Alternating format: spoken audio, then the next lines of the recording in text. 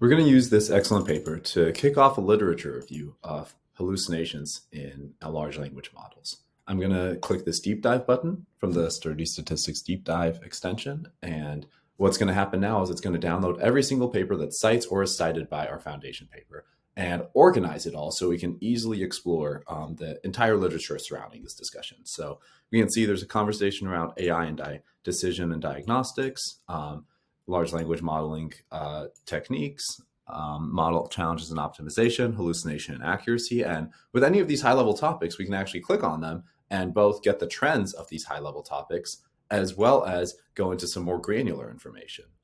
So obviously this is a more recent paper, so it's very recent, the sorts of things that are citing it lately. And the granular thing I'm very interested in is this topic of knowledge memorization.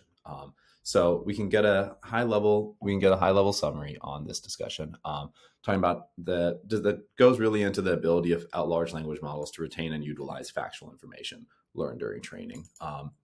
And really it focuses on how LLMs can both reproduce their training data verbatim, as well as, but oftentimes doing that in inappropriate context, leading to non-factual or hallucinated context. And we can what's more interesting is actually getting the actual papers discussing this topic. So you can see this really interesting paper on deduplicating data makes large language models better, which is extremely interesting around it's actually reducing hallucination by removing repetition. So knowledges don't inappropriately regurgitate this information.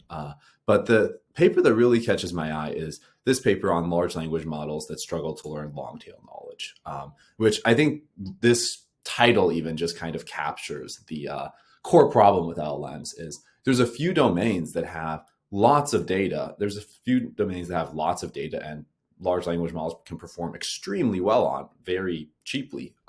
But there's a lot of domains where there really is not that much data. And that's kind of where these large language models both run into issues.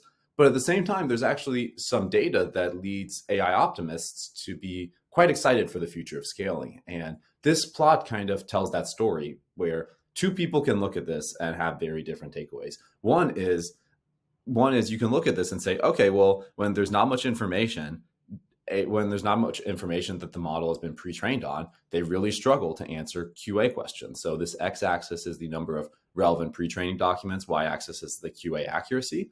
But someone who's more optimistic could look at this and say, well,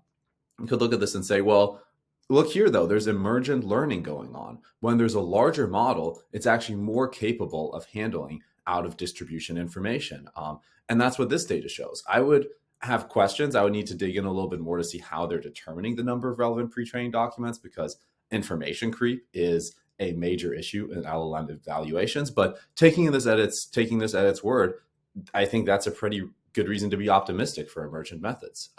However, the optimism starts to die a little bit when you actually look at the scaling trends relative to performance. And on the x-axis here is the number of parameters in the model. And the y-axis here is accuracy in a QA context, when you haven't seen any relevant passages. So how well can these models generalize rather than just regurgitate? And you can see there's actually a linear trend here that supports a lot of what people are seeing about emergent methods. But the downside is, in order to get anywhere near human level performance, we need to scale up models even further by 7 to 9 orders of magnitude, which we're already struggling. The difference between GPT-4 and 5 was maybe half an order of magnitude to 1. So and we're already sort of running into the limits of sovereign wealth funds. So this is not looking really good, but I'm really interested in this paper. So I can just click into this deep dive search knowledge, and this can actually be my jumping off point for my next analysis, digging more into this sort of focus on long tail evaluations and analysis and explore that entire context. But yeah, I'm going to link to all the papers that I viewed as well as these deep dives in the post description. So feel free to check them out yourselves.